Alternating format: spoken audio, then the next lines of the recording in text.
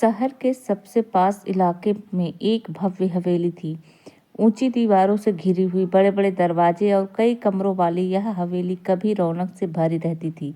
हर समय वहां मेहमानों का आना जाना लगा रहता था।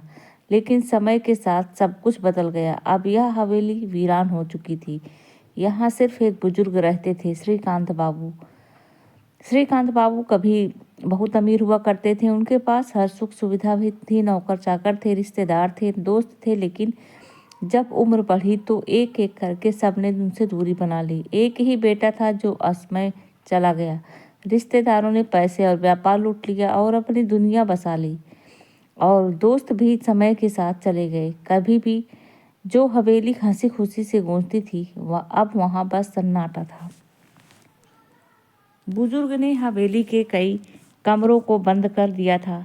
अब वह सिर्फ एक छोटे से कमरे में रहते थे। पुराने फर्नीचर, दीवारें पर जमी धूल और दरारें, छत से लटकता जाला, इन सब ने हवेली की वीरानी को और गहरा कर दिया था। अचानक एक दस्तक। उस दिन दोपहर को अचानक दरवाजे पर किसी ने दस्तक दी। वर्षों बाद किसी ने इस घर का दरवाजा खटखटाया था। श्रीकांत बाबू धीरे धीरे चलते हुए दरवाजे तक पहुंचे और उसे खोला। बाहर एक नौजवान खड़ा था, सादा सा कपड़ा पहने, विनम्रता से सिर झुकाए। नमस्ते बाबूजी, युवक ने आदर से कहा। बुजुर्ग ने ध्यान से उसे देखा, लेकिन पहचान नहीं पाए। बेटा, तुम कौन हो? श्रीकांत बाबू ने कहा। युवक ने धीरे से मुस्कुराते हुए कहा, बाबूजी, मेरे पिताजी आपके यहाँ नौकरी करते थे बहुत साल पहले। मेरा नाम अर्जुन है। श्रीकांत बाबू के दिमाग में पुरानी यादें ताजा हो गई। तुम्हारे पिता कौन थे वे? उन्होंने सोचने की कोशिश की। जी रामलाल, वे आपके यहाँ नौकर थे, लेकिन उन्होंने हमेशा हमें सिखाया कि आप हमारे मालिक नहीं बल्कि हमारे संरक्षक हैं। जब मैंने उन्हें बताया कि मैं इस शहर में आ रहा हूँ, तो उन्होंने कहा कि आपको जरूर मिलूं। श्रीकांत बाबू का दिल भर आया। रामलाल, वही रामलाल जिसने उनकी सेवा कई सालों तक की थी, जिसे वे हमेशा छोटा समझते थे, आज उसी के बेटे ने उन्हें याद रखा था।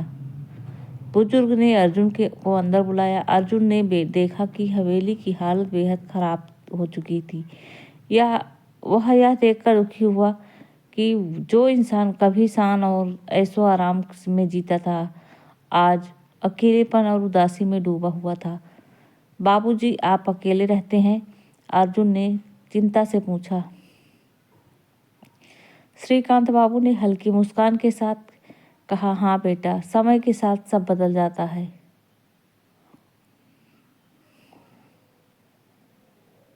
एक वक्त था जब यह घर गुलजार था, लेकिन धीरे धीरे सब छूटता गया। दौलत थी, रुतबा था, इसलिए शायद रिश्ते सिर्फ दिखावे के थे।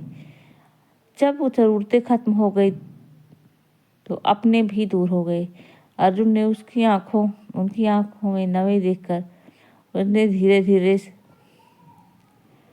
धीरे से कहा, बाबूजी, मेरे पिता कहते हैं कि इंसानियत और प्रेम से बड़ा कुछ नहीं होता है। दौलत इंसान को कभी सच्चा सुख नहीं दे सकती। श्रीकांत बाबू चुप हो गए। अर्जुन की बात उनके दिल को छू गई। अर्जुन ने धीरे धीरे बुजुर्ग की देखभाल शुरू कर दी। वह हर रोज आता और उनके लिए खाने पीने की चीजें लाता, घर की साफ सफाई करता और सबने जरूरी उनसे बातें करता। समय हमेशा एक जैसा नहीं रहता। दौलत, घमंड और शान शौकत पल भर में मिट जाते हैं, लेकिन इंसानियत और अपनापन हमेशा बना रहता है।